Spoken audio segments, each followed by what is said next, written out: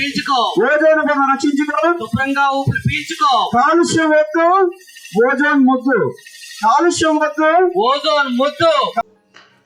September 16 అంతర్జాతీయ ozone పరిరక్షణ దినోత్సవం సందర్భంగా గ్రీన్ క్లబ్ నర్సీపట్నం వారి ఆధ్వర్యంలో ఏర్పాటు చేసిన అవగాహన ర్యాలీని గౌరవ ఆర్డీఓ శ్రీ జయరాం గారు, గ్రీన్ క్లబ్ వ్యవస్థాపక అధ్యక్షులు శ్రీ డి గోపీనాథ్ గారు ప్రారంభించారు.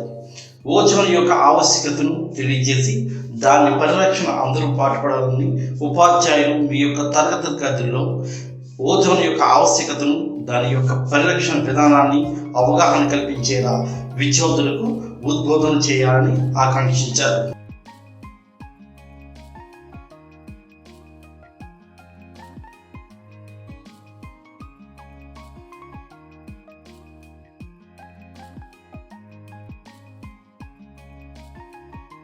మా టీచర్స్ చేస్తున్న అన్ని కార్యక్రమాలు కూడా చాలా గొప్పవి, వెనకట్టలేనివి, కానీ ఎవరు రికగ్నైజ్ చేయరు.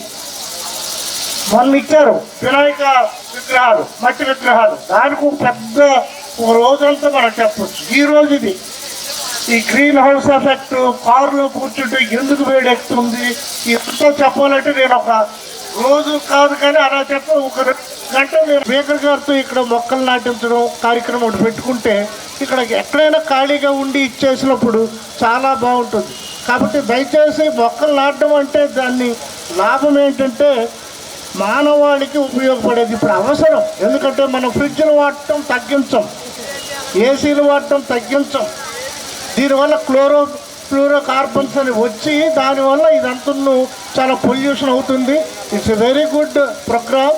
I first of all thank all the teacher friends and వీళ్ళకి కూడా మీరు స్కూల్లో చెప్పండి ఇది దీని తాలూకు ఇంపార్టెన్స్. అండ్ రెండవది ఏంటంటే ఇప్పుడు ఎండగా ఉంది కాబట్టి మీరు దయచేసి కొంచెం వేగంగా ఈ ర్యాలీని క్లోజ్ చేసుకుంటే పిల్లలకి ఇది అవుతుంది. And you can in class room also మీరు టీచ్ చేయండి, అవసరమైతే నేను వచ్చి చెప్తాను. రైట్.